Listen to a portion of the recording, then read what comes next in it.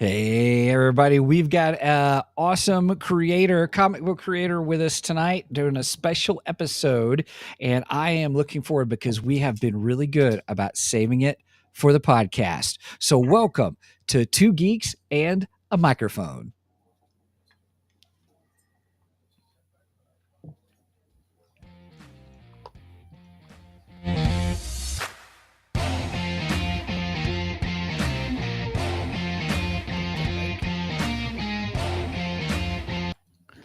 All right, the intro's not playing. I give up on it.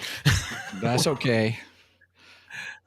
It happens. It's all right. And my whole thing blanked out, so it's probably something I did. So we're still. Oh, okay. I'll take that. I have too many windows open. I'm just saying.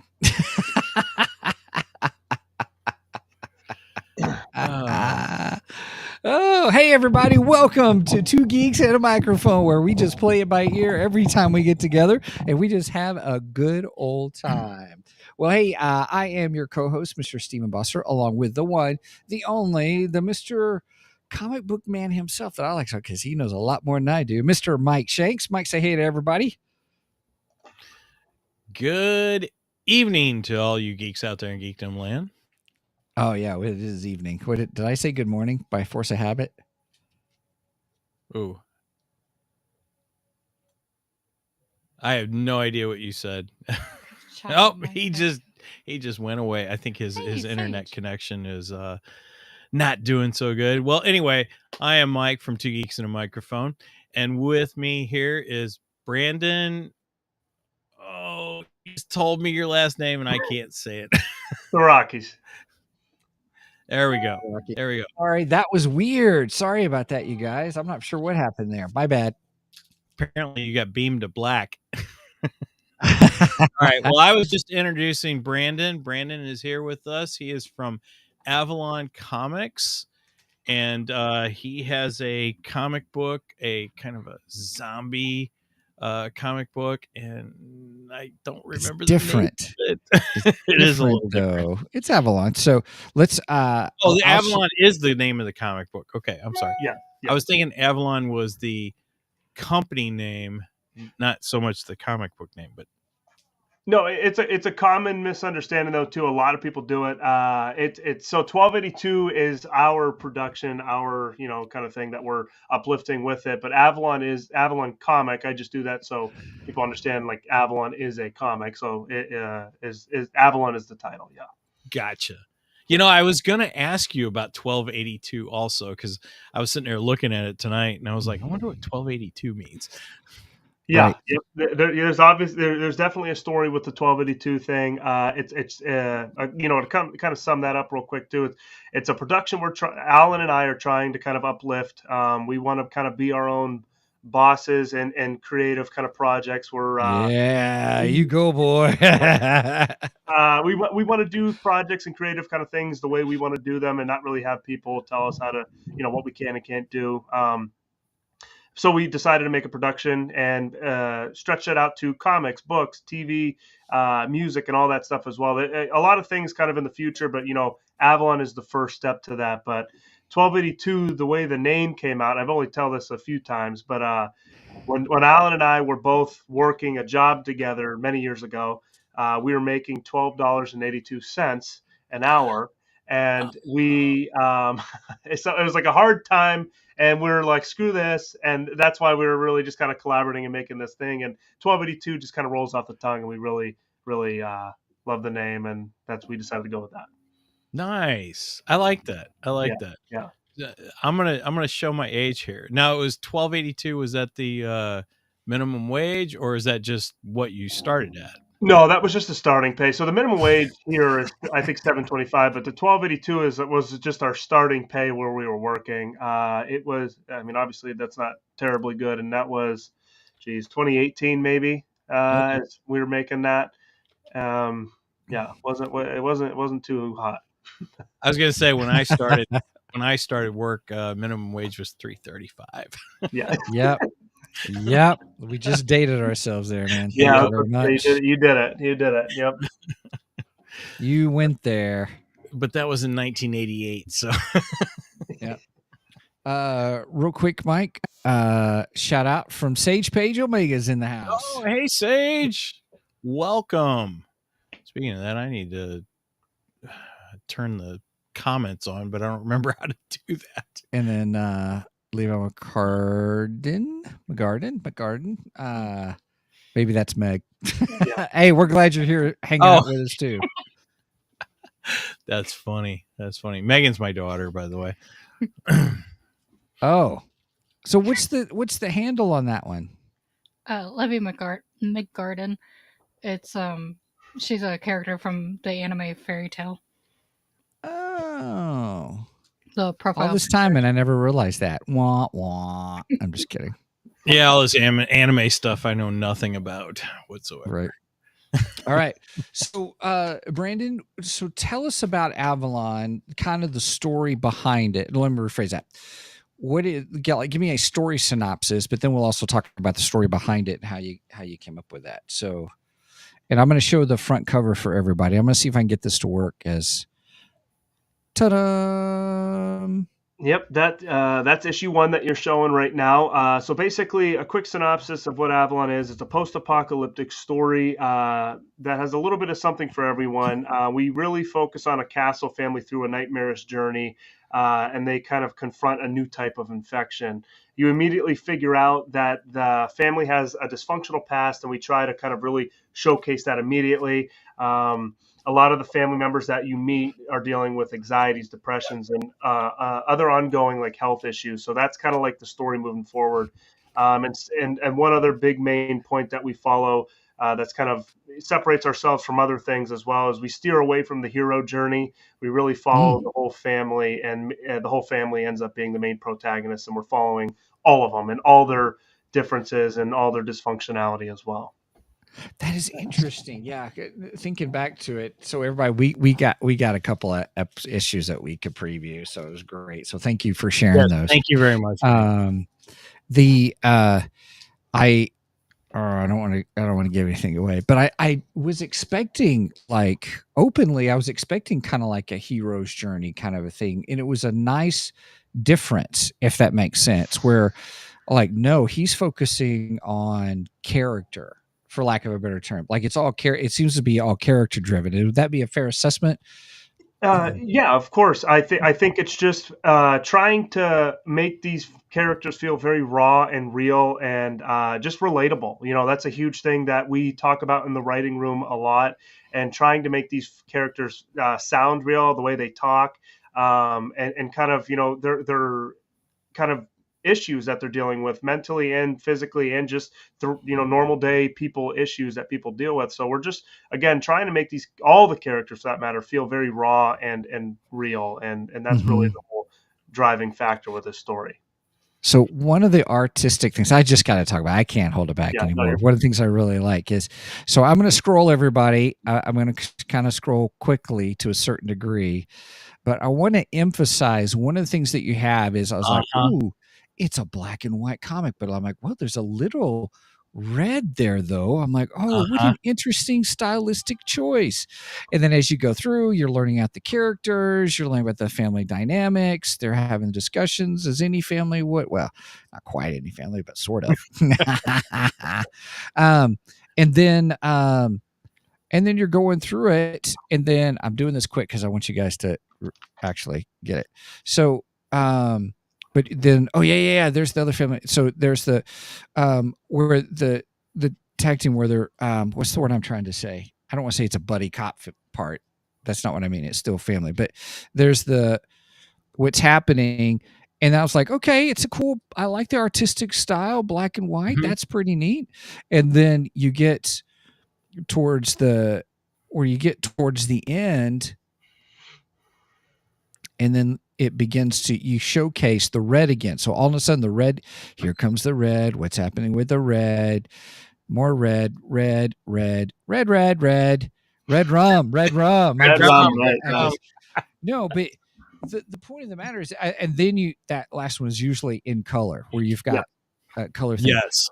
I really liked that, to be open with you. I was like, when you do the red, you did it purposefully, or I thought that you were doing it purposely. It wasn't just to have, some people try to do something gimmicky.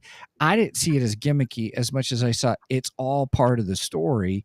And then when you highlight at the end, it's like, whoa, we went into color for this panel kind of a thing, and it added to the shock value of this one in particular for me in the first one. So I thought that was really neat. Kind of a thing. Was there a particular, is that how you guys kind of plan that kind of a thing, or am I overthinking it? No. You're thinking it just good enough there though too. And when we were really figuring out how we wanted to do this, before I started Avalon, I wasn't really a comic book person. I read The Walking Dead. I'm a big zombie fan, so I read The Walking Dead. Okay. And some. We knew we liked you for a reason. Yeah, no, just kidding. And I only read like Batman titles and nothing in particular. Just we doubly like you, yeah, Giver. I'm winning some points here. But no, I was a huge fan of the Walking Dead comic and the show.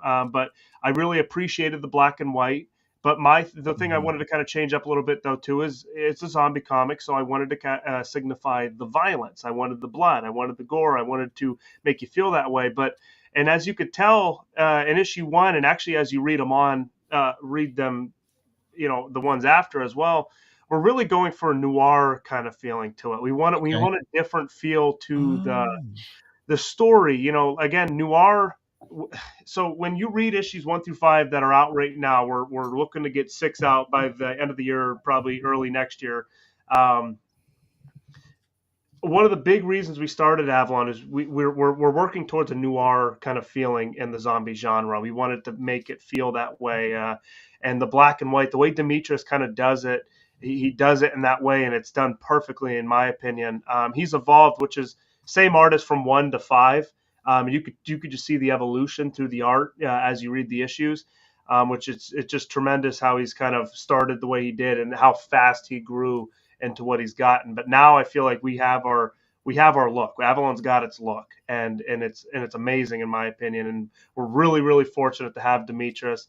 But yeah, to speak further again, sorry, I'm kind of going down a different rabbit hole. Oh no, this is all great. Yeah, keep going. But, we love this. The black and white and the blood was on purpose for sure.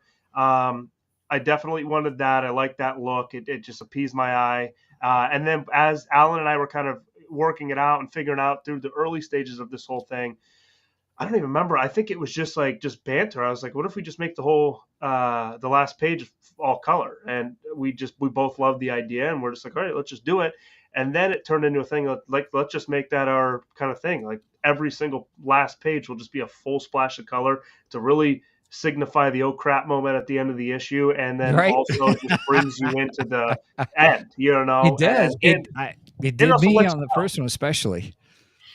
What was that? Yeah, I agree. I'm reading along, and it's black and white, and I'm like, okay, this is a cool choice. And then all of a sudden, it's like, boom, color. Oh, yeah. Wow, that's cool. I like that. So, and it's different. It's not something you would see normally in a comic book. Normally in a comic book, it's either going to be fully black or white or fully color. You don't usually get that. Now, I did when I was reading it, and I got to that. There was part of me that was sitting here going, is there an M. Night Shyamalan thing going on here? Because, like he puts certain things in his movies where, colors mean certain things.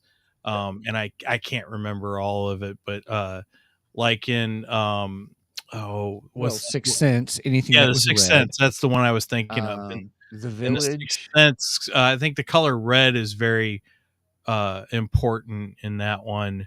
It is, and yeah. You see red, and then you know that it means something, and I don't remember all of it. 100%, and we do it a different way with Avalon. I actually like that you guys thought that though too. We don't do it so much with the artwork, the color code of things. That was definitely a choice or an idea in the writing room and the creative kind of process for season 2, and kind of how can we do it a little bit differently and kind of keep that energy that you're talking about. But we're doing it in a way of we're showing you things and we're hiding things in plain sight, if that makes sense. So we're doing that same thing that you're talking about, but we're doing it in different things. Like you'll see something and then you'll go, okay, something bad's going to happen.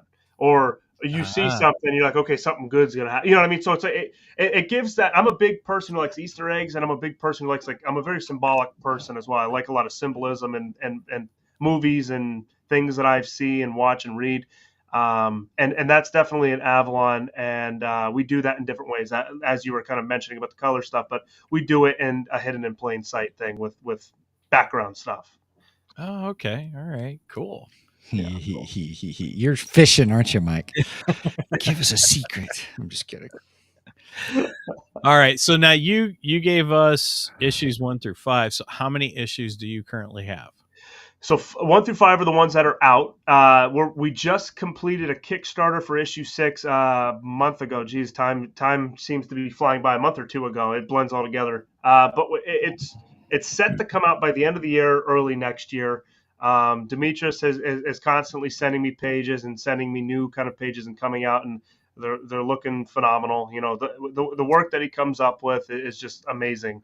And I'm really excited to kind of see it all finished up. Issue 6 will be the season 1 finale. That's kind of what we pitched when we did our Kickstarter. So obviously, with that being said, like I said a little bit earlier as well, there will be a season 2. And since I'm a big movie person itself, that's why we call them seasons. I know they're, different in the comic world, but it just, it makes it easier for me to break it down in a season kind of category. But yeah. Well, you're the creator, so you can call it whatever you want. Right. I respect that. So you're a big Walking Dead fan. Yes. Now I know. Okay, I got into the Walking Dead watching the TV series. Me too. Actually, it was kind of funny because I had some friends at work who were big fans of the show when it started, and I came in like a couple years later. A lot of these big shows like this, I end up coming in later, not when it first goes nuts. And but I had some friends, and they're like, "Yeah, you should check it out. You'd like it." And I'm like, I don't know. I don't know if I care for zombies that much, and blah blah blah. And I was like, all right. So finally, one day I sat down and watched it, and it was like around Christmas time, and I think I watched the first 3 episodes back to back, and I was pretty much hooked right away. And then my wife comes home, and I'm like, hey, you need to sit down and watch this. She goes, what are you watching? I said, Walking Dead. She goes, no, I don't watch that. I don't like zombies. I'm like, no, you don't get this. This show is not the zombies. The zombies are just background material. I said, this show is the survival of the characters is what it is. The zombies are just a barrier for them. That's all they are. And so she sat down and watched it, and then she turned out to be a big fan of it too. So we watched it all the way to the end. I haven't watched pretty much any of the other material because I didn't care for any of the spinoffs really. And I wasn't a big fan of the way it ended, but I also went back and read the books because another friend of mine, he collected the books in the big, what do you call the compendiums or the big compendiums. So he was letting me borrow the compendiums, and I'm reading them and going, oh wow, this is neat how this is so different than what happened in the TV series and stuff. So I know that there are fans of the comic series who are diehard fans who hated the television series because it differed so much from the comic book. And I was just curious how you felt about the two. Which one would you prefer? Was there anything that upset you? So on and so forth. I watched the show first. I didn't even know it was a comic book until about season 3. I watched. It's funny story because at this time in 2010, TV shows weren't really big, And then I remember watching TV with my dad, my brother, and me, and we see this trailer for The Walking Dead, the pilot episode. We're like, dude, this is awesome. And then it says brought to you by AMC, and we were like mad. We're like, are you serious? Why couldn't this be in the movie theaters or whatever? And then, I mean, I'm glad it's a show now, but it's just like Oh, funny yeah. that like the mentality in 2010, you're like, I don't want to watch a TV show. They're going to ruin it. And then, like you said, I loved it. Obviously I have my opinions again, later and all that other stuff. It's like another conversation, but I love the show. I love the idea of the show. It really transformed the zombie genre, in my opinion. Obviously you have I can see that. Yeah. You have the Romero stuff. He made zombies basically, Right. and then they really transformed it and made zombies what it is today. Robert Kirkman's amazing. He's a genius. And then obviously kind of talking about the comics a bit too. Love the comics. Never really. I know what happens, but I never read them all. I read them past Negan. I got up to the war, and then I just stopped. And now I feel like I'm at. It's been such a delay since I've read the last one. I feel like I have to almost read it again. You know what I mean? But to kind of touch on some of the, I guess I appreciate both for being what they are. I don't really. I understand the. What am I trying to say here? People with comics to TV or comics to movies or Batman comic to cinema. I understand all that stuff too, but I think I have a different outlook. I respect both for what they are as individuals and kind of together as well. To me, they're almost like two different projects. I mean, they literally are, but yeah, they are two different deals. I think you just have to pay homage to certain characters like Rick Grimes. I think they did it with Negan as well, and just like those bigger characters, you have to make sure you're doing them right. But all the other characters, it's such a big world. It's such a big, you're following so many characters. It almost. I don't want to say it doesn't matter, but it's like it's different. It has to be different. You can't do it verbatim and completely parallel to what the comics are. But I guess that's just my stance on that.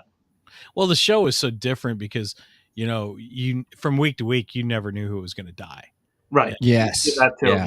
Yep. And it really had some weight to it, and I think that was one of the things that intrigued me about the show because they weren't afraid to kill off characters. Now, for a while, yeah, right? They did. It did become Daryl couldn't die. You knew the plot armor thing was. It felt that way. Right. I mean, I feel like it's just their marketing tactic was just great. Up until season 7, I feel like it was like you said, that week to week feeling where I don't know who's going to die up until season 7, and then you started feeling okay, they're losing some actors, they're losing characters just from dying. They have to make the show still lovable, and bring people back. So I feel like they got a little scared after season 7, So it's just like they pulled it back a little bit, but yeah. Gotcha. Okay. All right, I have another question. Mm-hmm.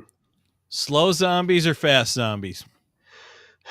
I like them both for different reasons. I'm almost boring, It's so I love the slow ones because with The Walking Dead, it allows you to have that story focusing on a survival, like people against people aspect of things, right? It just like an impending kind of doom where it's like. You're not really. It's just like an inconvenience, but it still can be dangerous if a horde kind of comes up to you. You know what I mean? So it adds that element still. But fast zombies, to me, they have to be done right. You can easily mess up fast zombies. You can make them corny. I guess it's like something. I guess I'll speak on Avalon's behalf though too, because they're not. I guess fast. They're like normal. They have like normal abilities. Like they can like. They're not going to be able to run or run up walls or whatever, but they're also not slow. It's just they're not World War Z zombies. No. They're just like I guess almost like Dawn of the Dead-ish. They're just like human. They're human, but like zombies, and they whatever. But it's adding that fear to them. I want to bring a fear back to the zombie genre, if that makes sense. And that's what I like about the fast ones, because it's like.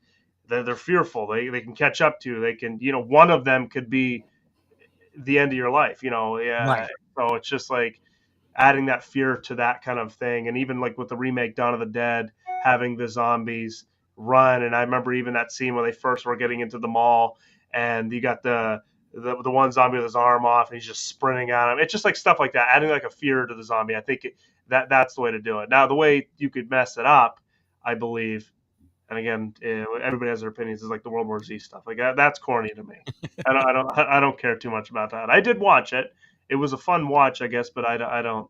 That's not my preferred zombie, if that makes sense. I think they were too fast. They were just too. It was just too crazy. It was just like too much. It was running up walls and just like ants. It was just nuts.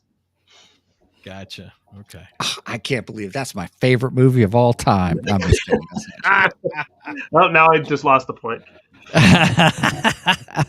No. Steven's favorite movie of all time is the one we just watched, Dracula AD. 1972? Yeah, no. Yeah. We were doing a whole series on Dracula movies. Mm-hmm. And we capped it off with Hammer Films Dracula AD 1972. It was very 70s, and it was really bad. It had that good feel, that 70s feel that everybody doesn't want to watch. Right. Yes, pretty much. But we did the original Bram Stoker's Dracula from 30 years ago kind of thing, the Gary Oldman one. We started off with that one. We're like, ooh, that was fun. We should do other ones. And then it took you down a path. You got to the end of it, and you're like, what just happened? Well, that was a recommendation from another podcast, and I believe it was revenge for me talking them into watching what might be the worst movie ever made last Christmas, called Werewolf Santa. Do not watch Werewolf Santa. It was really horrible. Bad. It was terrible. I'm not. Yeah, I probably won't. The cover's awesome. The cover of the movie is cover amazing. Was great. Yeah, we were sold at the cover. We were sold a bill of goods. And it's too bad we didn't get the werewolf that was on the cover in the movie, though. That would have been cool, actually. That would have been really cool, man. Oh gosh. Yes. Oh yeah, the cover is. He's looking it up. I'm telling you, don't watch it. It's terrible. No, I won't. Yeah. Now, Violent Night, I just saw that. That was a good one. That was a good one. We watched that same season. We loved that one. Fun take on it. I liked that. We reviewed that one right after it came out. We both really enjoyed that one. That was definitely a fun one. In fact, I'll probably watch it again this year, most likely. 100%. I'm watching it again. I love him. He David Harbour. He's an awesome actor. Yeah. And he did. It was just a fun interpretation of it. I enjoyed it. I love that opening scene where he's at the pub. Yeah. And he's drinking with the other Santa, and he's talking about how rough a night it is, and the other Santa's like, oh, we gotta do it for the kids, and blah blah blah. And he's like, all right, I gotta go. And then he goes out and goes up to the roof, and they're all like, you're going the wrong way. And then the bartender discovers it really is Santa. Oh. And then he makes this quick turnaround back over the roof and then throws up on her. Yeah, no, that was a fun movie. Really enjoyed that movie. I mean, I love that movie. I can't wait to watch that one again. But it has to be Christmas. It has to be Christmas time. So agreed. Well, we're coming up on it. We're coming up. Don't have to wait too much longer. Yeah. Was that before or after Thanksgiving, though? I say after Thanksgiving. What, like when to celebrate? When do you start watching Christmas movies? I think as I get older, and I have a kid now, and then I have to actually really buy things. I think it's like, okay, I want to push it further and further away. I used to be one of those people okay, Christmas music before Thanksgiving and all that stuff too. Now I'm like, okay. We don't let's slow it down a little bit. It's past Halloween. You can, Yeah, let's slow it down. We just got done with that. For me, it begins on either Thanksgiving night or the night after Thanksgiving. And my daughter and I watch National Lampoon's Christmas Vacation. Okay. My wife won't watch it because she hates that movie, but we love it, and we have to watch it every Thanksgiving. Every year. It's tradition. It's tradition. Yeah, it's against my religion. I'm just kidding. Right. Just kidding. That's funny. Oh man. So Brendan, let me ask you this. You mentioned Kickstarter. Do you have an active Kickstarter now, or? No. We're Okay. good. I'm campaigned out right now. We won't. So I have like not that. heard that phrase Campaigned yet. out. I love it. So we're kind of on a pause. Obviously, working on getting issue 6 out there, fulfilling those backers, getting it out there on our website after the fact. We want to get them to the backers first, and then kind of put it out there for everybody else. And then our next step is actually going to be a campaign. So we'll be doing we'll be merging two, because Demetrius, the artist, is very adamant about doing like a remastered version of issue 1, since he's kind of evolved so much, and kind of doing his current style in a remastered version of issue 1, and we're going to be mixing that with a trade paperback as well. So it's going to be we're going to be doing a fun kind of variation of things, doing the remastered version. We're going to be doing one more print run of the original art style of issue 1, and as soon as that print run runs out, that'll be it. It'll just be the remastered version. And we'll be doing, this will be the first time we'll have different cover artists do variants, because I always found that kind of weird. I was talked into it by another creator and Demetrius himself, actually. I always thought it was like, okay, I don't want to cheat on my hairstylist kind of thing. So it was like, but then he kind of was like, no, it's fine. It adds other people into the title and sees his stuff and all that stuff as well. So I kind of got convinced into it. So there'll be different cover artists as well for the remastered issue 1. So that'll be a fun thing too. Lots to look forward to. Well, what's the website? Different covers. It makes sense to have a different artist do it. Yeah, but he comes up with some good covers, so I always get 2 from him. So I'm like, okay, just make 2, because one's never enough when it comes from him. He does a phenomenal job with them. Nice. Sorry, did you say something, Steven? You asked something? Oh, I was just asking what the website was. Like the Avalon website? Yeah. Just avaloncomic.com. Pretty simple. Yeah. I tried to make it as simple as possible there. Yep. So where does the name Avalon come from? So the funny thing with the Avalon title is, well, obviously we wanted to stay away. Actually, this is Alan. Alan was like, he liked the idea of staying away from a cliche kind of the dead or the dead knight or something like that. So staying away from that cliche, and kind of, okay, so what's the story about? Where are we going and what are we doing with it? The title Avalon actually has 3 meanings, and one of them I'll say, because it's out now with issue 5, is there's a hotel called the Avalon in Erie, and it's also, obviously, Avalon takes place in Erie as well. So there's a hotel called the Avalon. Okay. But there's also 2 other reasons it's called Avalon, and that's something, that Easter egg stuff that I was talking about earlier. If you look up Avalon and what Avalon means and all the background stuff behind the Avalon's definition and stuff, you'll be able to start dissecting things yourself, and I'll leave that for people to do on their own. Nice. Yeah. Okay. Very cool. I'm showing the website. I see that. Nice. So we're seeing the alternate covers there too. Yep. Is that you guys' local comic book shop right there? Yep. Nice. Fun little store. You want to give them a plug? Yeah, it's Books Galore, Erie, Pennsylvania.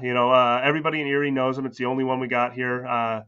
Great store, great people in there as well. I've met a lot of great people in there that work there, and actually people just come in when we do like signings like that as well. Very cool. Love going there. Every single time we release an issue, we do like a book signing there, and we kind of hang out with people and kind of have a fun time as well. Cool. Very cool. Nice. Now, who is this? That's Alan. Okay. That's Alan. Okay. And how did And you who's guys this? No, I'm just I was kidding. just about to say, the guy on the left is me. now how did you guys get together? How did you guys start out and everything? So we met same job years ago. Like I said, when we were figuring out the whole 1282 thing, we ended up working at the same job together.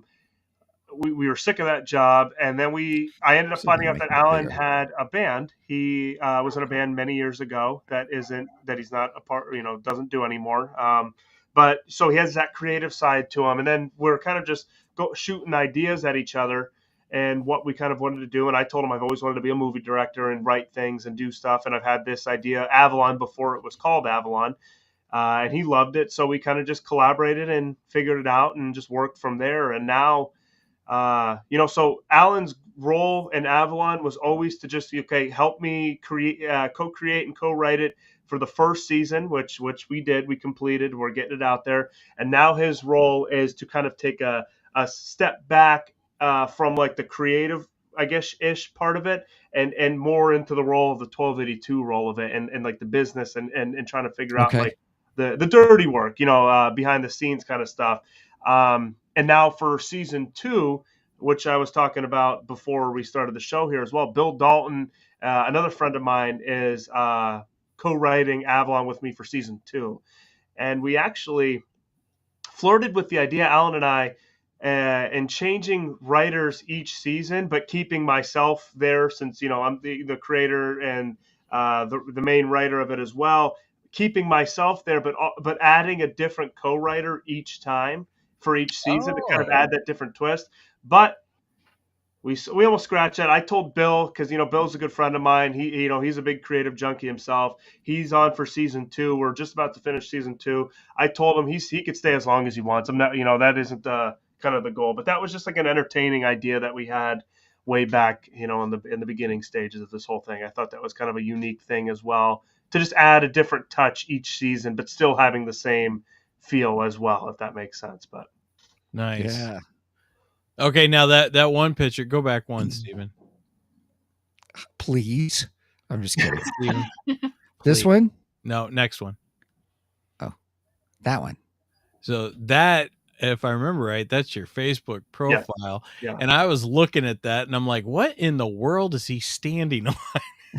Is it a dock or what? Yeah, it's like a pavilion dock thing, So as you can see, there's a lighthouse. It's a bicentennial tower.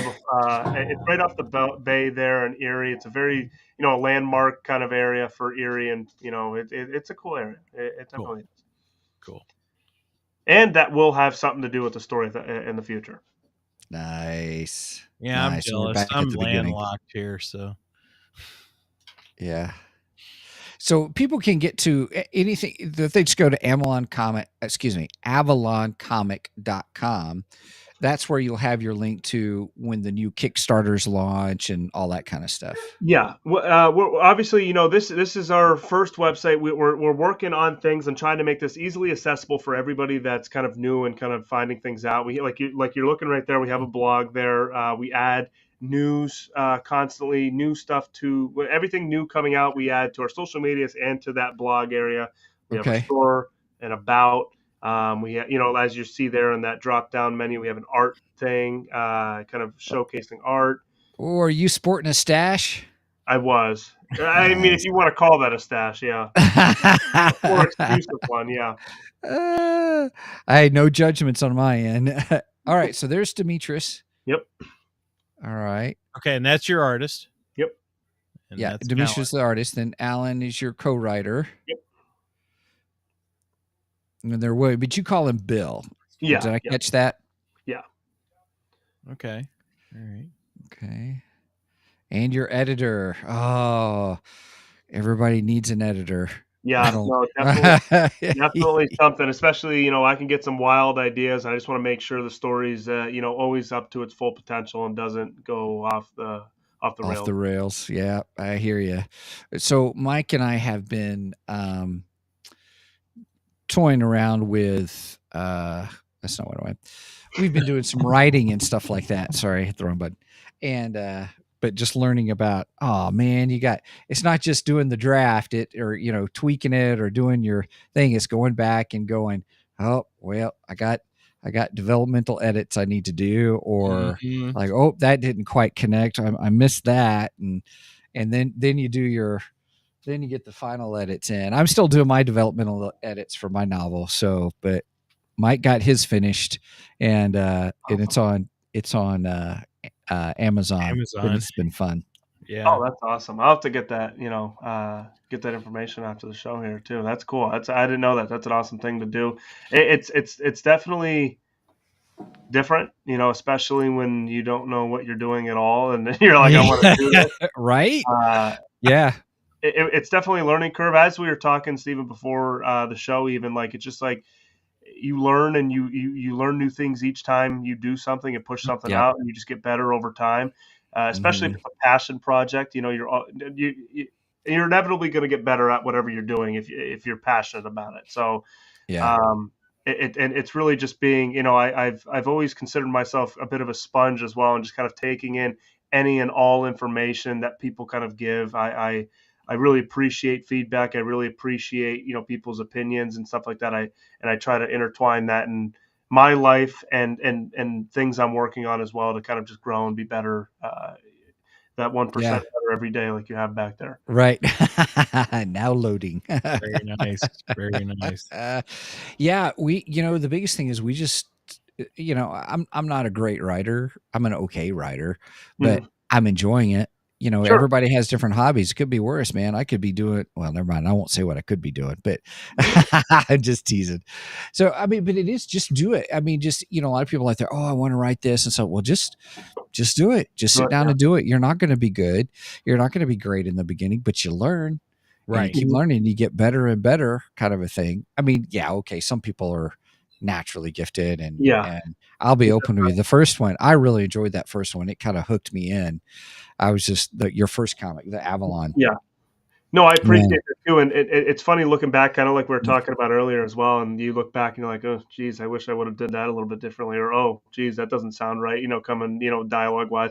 It's just like as you write more, because again, I'm not a perfect writer. And I still don't even know what I'm doing. I know the story in my head and what I kind of want to tell. And that's why I like to have other writers around me and editors as well to make sure, again, it's up to its full potential. Avalon is, and because I know what I want to do, I really believe in the story overall. It's just, and again, I have no clue what I'm doing, so it's just making sure I have a team around me that just makes this the best it could possibly be, and just completely acknowledging that as well, and just learning as we go along as well, because.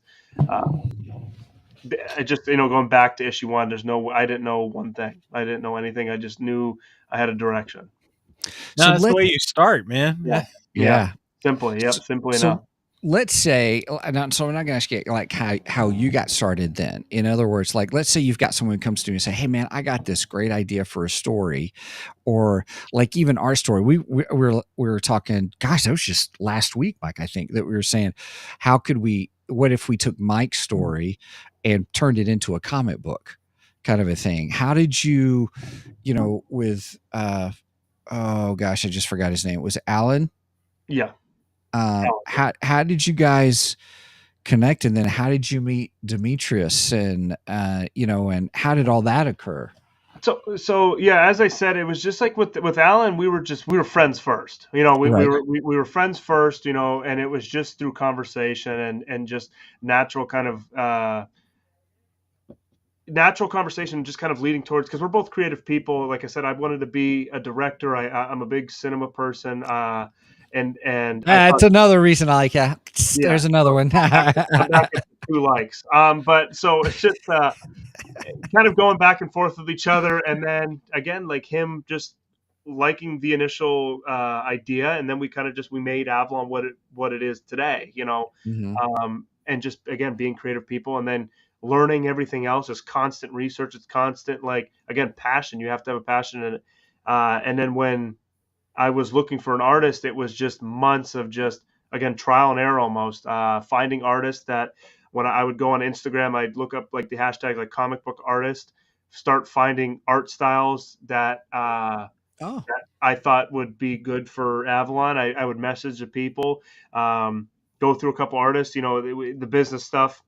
aside. Some of them didn't work out. Ended up finding Demetrius, and then right away I knew Demetrius was going to be the guy. He was a go-getter from the beginning. I think it's just as simple as that. Not simple, but it's just time. It's just, timing is everything in my opinion as well. It's just uh, he was the one. He truly was, and right away he was just like a go getter, like I said. And he was, compared to all the other people I chatted with as well, the other artists. He was like, "Yeah, I'll get you a concept page right away. Don't even worry about the pay, because I paid people for a concept page, and he didn't even want to pay for a concept page. He was just, this is the first project he's ever worked on. He was just like, just like ready to go, and I loved that about him, and then loved the style as well, and then. Again, just his potential is just, he hasn't even reached his full potential yet. And I can't believe where he's at right now with issue 6, his style and how much he's come into his own, and just, he's done wonders for Avalon. I've said this in multiple ways as well. I don't believe Avalon would be where it is today without Demetrius. Art is very important to a comic book. 100%. So yeah, It you have to have the right artist, and him and the writer have to meld pretty good. So it sounds like you guys have a good relationship, and I like his art style from what I've seen of it. I thought it was really good. Thank you. Yeah. But I love it. I feel like I'm almost spoiled in that sense as well. And because I feel like it just speaks what I'm kind of looking for in just any project for that matter as well. It's not even like just with Avalon, but it's really like, okay, that's what I'm driving for in comic worlds anyways. Because as I said before, I wasn't really a comic book person until after I started this comic book. Then I really started to appreciate the work that goes into it, and then the people who do it as well. So I read a bunch of independent comics now, more so than your bigger comics. But Yeah. I really appreciate the grind and the work that people put into their stuff, and the passion. Passion's a big thing too. It's almost like those who are doing the independents are, that passion comes through more. In other words, there just seems more, I don't know, chutzpah, or I don't know what word I'm trying to say, with independents, because they're passionate about it. Yeah, the art may not be the same, but there's still something really cool about it. Kind of a thing. So yeah, here's I want to show you guys one of my favorite panels in the last book. If I see if I can get this to come up real well. Nope, not me. That kind of a thing. Just the intricacy of what he did here, and then with the panels in here, and then just telling the story. Even in that's one of my favorite panels right there. Just in the series. It's funny again how much he's evolved, and it's funny like thinking back in the early conversations back in issue 1 and even 2, kind of how you see Andy there on the bottom kind of thing, how the Andy thing almost seems like that's the page, but then you've got all these panels inside of that as well. Like you're kind of narrowing into that moment there, and that's always, I don't even know how to like word that, but I remember that being like an adamant point of mine when we were talking early, and like that's one thing I really admired in some other works. I don't even remember at this point because it's been so long. In some comics where it's just like it would do that, and then kind of have panels in the background behind that. I don't even know. I'm not even making sense, but I hope you guys know what I mean. But it's like he does that. He's kind of evolved and made that like his own almost, in his own kind of unique way, and I really appreciate that. No, that's really cool. I like that. Yeah, it's really good. Here, wait a minute. I'll still fix this at some point. Sorry, Mike. Remember, watching Two Geeks and a Microphone, always take your Dramamine. And Dramamine, if you'd like to sponsor us, we would be glad to take you on. We'll give you plenty. We'll do this. We'll do this. We'll do this. We'll do this. We'll do this, and then we'll make our own. So now you were saying that you weren't a comic book guy before this. So what made you want to go into the comic book medium then? So again, being just a film person, and I had this idea. I knew it wasn't really possible to make this a film or anything like that because there's a lot of money, and again, I had no clue what I'm doing. And again, this is like my baby, so I didn't want to ruin it, and I feel like if I were to like do a film not knowing what I'm doing, I feel like I would ruin it. So the original idea was to make it a novel. And as we were kind of getting into the world and figuring it out, I'm like, I don't like really reading books that much. I need to see things visually. I'm like a kid in that way. So it was like, bringing I get that. I get that. yeah, it's like that, bringing that cinema media, that film, motion picture, and the best way to do that was through a comic book. And not to say comic book is cheap by any means, because it's not, but it was the cheapest form to get what we wanted out of it. You know what I mean? Still have the visual medium. Yes, right, exactly. We wanted all these. It was the cheapest way to just make what we wanted perfectly the way we wanted it to be made. If I stumbled all my words there, but and it was like, because like I said, it was supposed to be a novel, and then I saw the Walking Dead comic on my desk. I texted Alan. I said, "Why don't we just do the comic book?" I feel, and I explained exactly what I'm kind of talking about now. Is it allows us to do the whole, because we're both visual people, so kind of see those visuals on paper and really illustrate our story and really make it so people can just kind of sink into it and actually feel things. Because even reading the Walking Dead comic, I felt things more than just reading a book. You know what I mean? I could see it. I could just like have emotion to it, and that almost like a similar emotion to watching a movie.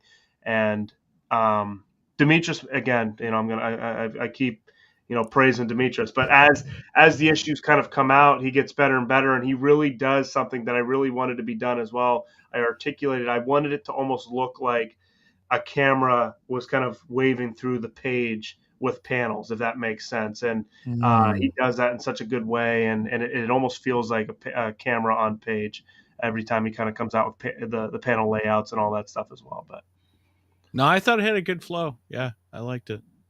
It was cool. You. Yeah. So how did you? So you connected with Demetrius just from searching for artists, comic book artists, and then eventually you found him. Yes. Kind of a thing.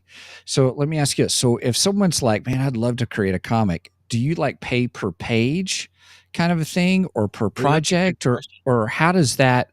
Like if Mike and let's say we want to make Mike's dream come true and bring his book to a comic.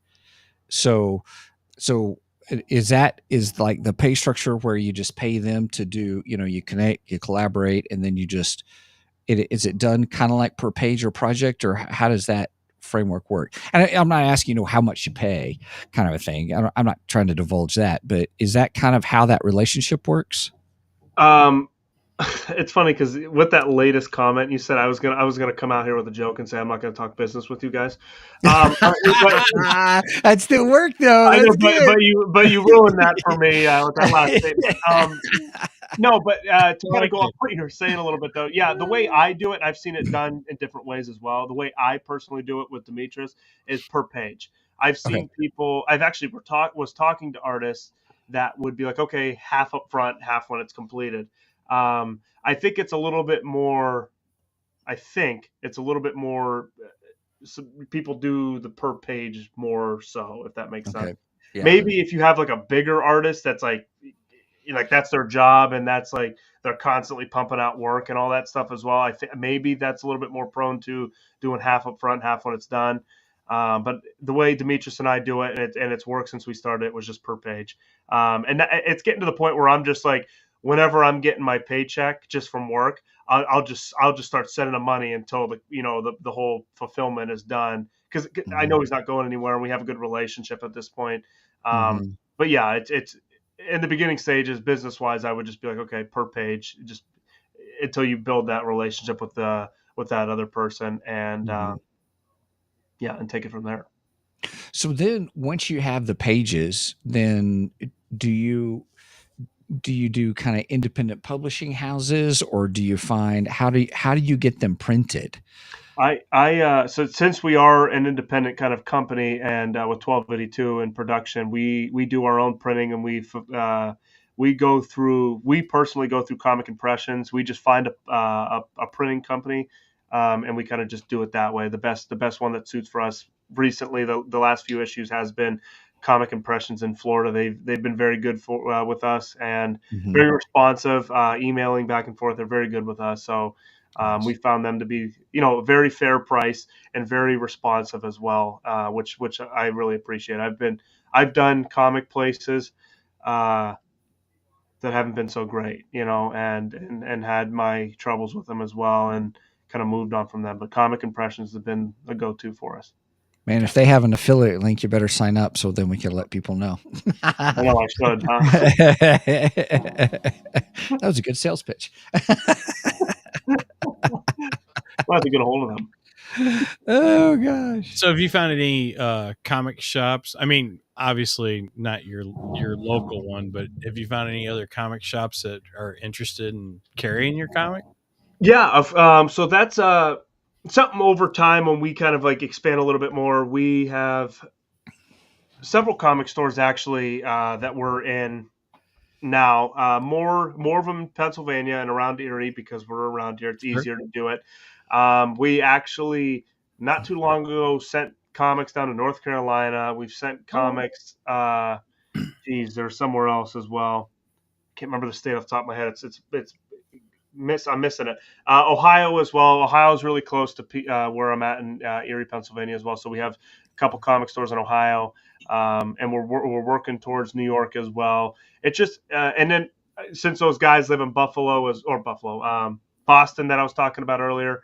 I'm trying to get some, comics out in Boston, and I have a buddy that lives in Colorado as well. So it's just like it's trying to just expand slowly but surely, just to make it something that people are seeing it. That's all we really care about right now is just, kind of people looking and going like, oh, I've seen that before. I've seen Avalon before and kind of just doing it that way. And it always sounds better when you're comics in a comic store, doesn't it? So it's just, oh yeah, definitely. It's just that too. Even if it's like 2 comics or 3 comics, 4 comics. And the thing is I get comic stores that don't want to do it. They're like, okay, I don't want to have something in here. That's not my clientele. I don't want it to sit on a shelf and just collect dust, which I get that. And I've heard that be an excuse just for people that don't take any independent comic books because of that reason. But it's really, but I've also had the opposite as well. A lot of people that are very open to it. They love the idea of it, and they buy a bunch of Avalon comics and sell them in their stores, and it actually does really, really well. So we're really grateful for that, and the store owners and the comic stores that do that for us. Well, I'm a big advocate about promoting comic book shops because those are mom and pop shops. Yep. Normally, they're not normally owned big corporate things, and I think it's wrong if a mom and pop shop is saying, no, I don't want an independent comic. Cause well, you're kind of going against yourself here, cause you're an independent yourself, I get it. I'm, the thing is like, and it's actually, I'm glad you said that though, too. Cause I'm the same way. It's one of those things when, we're looking over our, Avalon's website as well. When it becomes more of a regular deal, and they're like, okay, we want 5 issues quarterly or whatever it is, and it's like a consistent deal. I want to start adding those to our website. Like, okay, Books Galore, Erie, Pennsylvania, find Avalon. All that stuff, and kind of plugging all that stuff, adding another tab to our website and where you could find our comic in store as well, because I do appreciate that stuff as well. And again, like I said, we're very grateful for people who do carry Avalon. But once it becomes more of like a consistent quarterly kind of like order, if that makes sense, it makes more sense for us to just be like, okay, and plugging that place on our website. That is, we definitely do the plug on our social medias and stuff like that as well. But sure, it's really just making it more of a consistent thing. Like, okay, you could find it here, and this is the address, and this is where it is, and things of that nature. But yeah. Very good. Okay. Now, Stephen, I think was talking to you before I came on about a previous guest. I'm assuming he was Eric July. And Eric July is like the biggest independent comic creator out there right now. And he's his company is exploding right now. They're putting out their 5th or 6th book, I think. Gosh, I don't know anymore. I have lots of, we're big advocates of it, but it's called the Ripaverse. And he has started a new thing called Rip Ascend. Where he's trying to promote other independent comics, and he's actually distributing other comics now other than his own. Yeah, I think they're printing and distributing. I think so. So that might be an avenue for you guys to check out, and Eric's a great guy because we've had him on the show, and he's super nice, and he is a smart businessman. Yeah. That's definitely awesome. And definitely somebody I would love to reach out to and chat with as well. I don't know. I've probably seen him around on social media. I can't, it's not ringing a bell right now if I've had any interaction with him before. I love that stuff too. And like you said, in the businessman stuff definitely intrigues me as well. Because as I kind of said earlier too, 1282, and that's one thing that we kind of want to uplift. It just make a media thing in general, and just kind of just do that stuff. And kind of just link up in that way and do that stuff. And like you said, just sending it that way and having the Avalon on there and vice versa, whatever. I love that stuff. I love interacting with other creative people, and even, you guys for that matter as well. It's the same deal. It really is. Very cool. Very cool. Yeah. Cool. Well, we need to wrap up because it's already been an hour. Woohoo! That went by quick. And Brandon, thank you so much for reaching out. Thanks for making the connection. This actually has been a great episode. Just being able to talk with you. Thanks for your openness, and I know you won't tell me how much you paid. No, I'm just kidding. Everybody, please check out their website. All you got to do is go to avaloncomic.com, avaloncomic.com. And that is their hub where you'll find all things with Avalon and all the pictures that we shared earlier. And the store is there too. I encourage you guys to go check that out as well.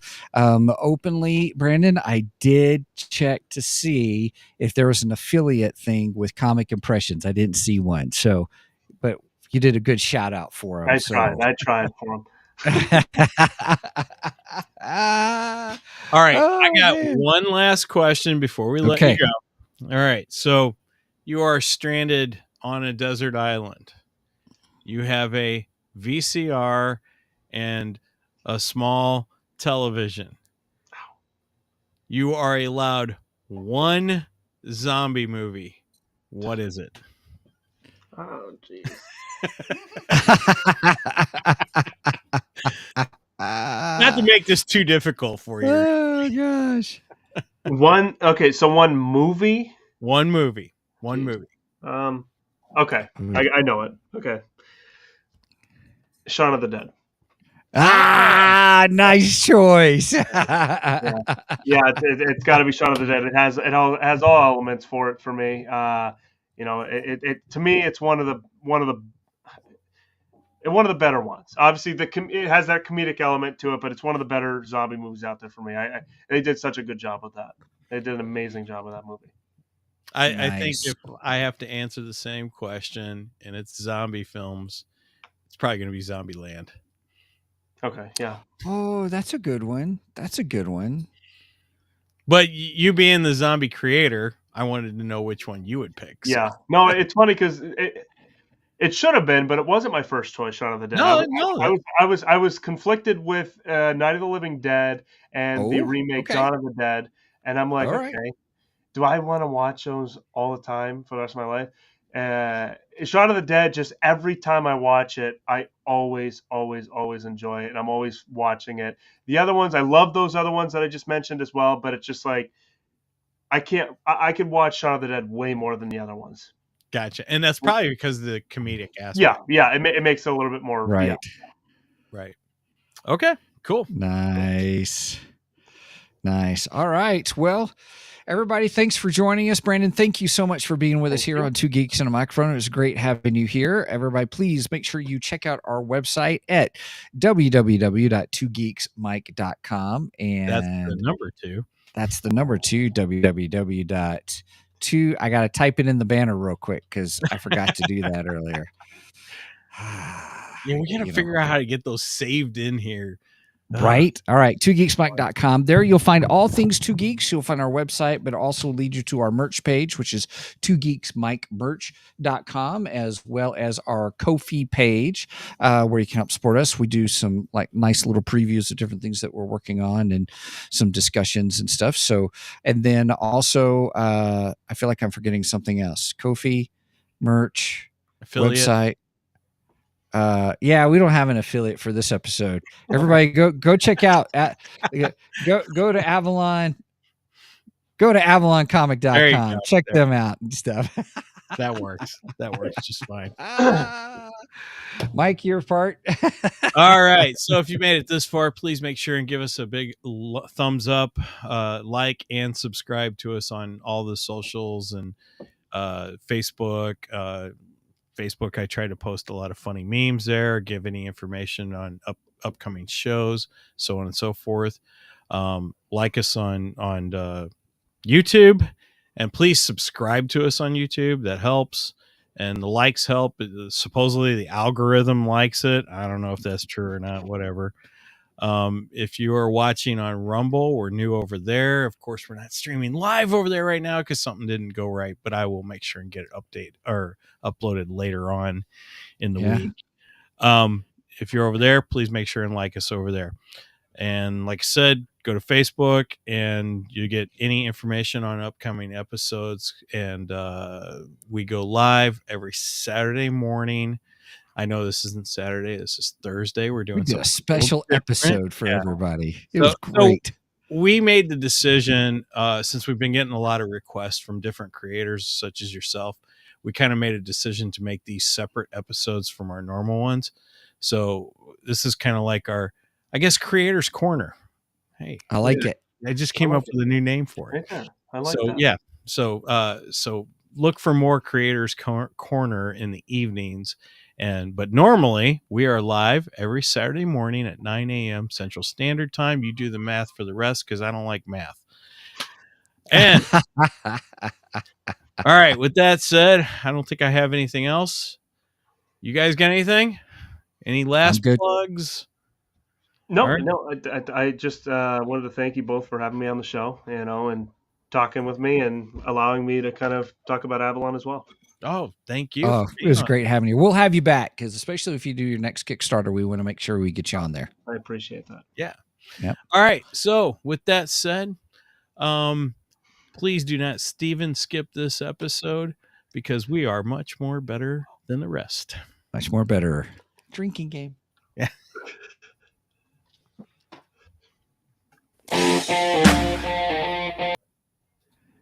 Steven, I don't know why they're not playing. It's working. It's playing. Is it? Are you stopping it? See, this is real live bloopers and action going on. It wasn't playing. It was playing. Okay. All right. I'll do it again.